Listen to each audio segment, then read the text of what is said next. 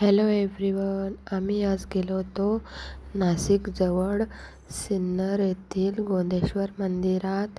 हे मंदिर खूपच जुने आहे, 1000 वर्ष जुने आहे. आम्ही तिथे गेलो तर आम्हाला खूप छान वाटले. मंदिर खूप सुंदर होते आणि आम्ही श्रावण महिन्यातील सोमवारी गेलो होतो. खूप छान दर्शन झाले, एकदम शांत वातावरण होतं. आम्ही कारण सकाळी गेलो होतो, तर आम्हाला तर खूप छान वाटलं.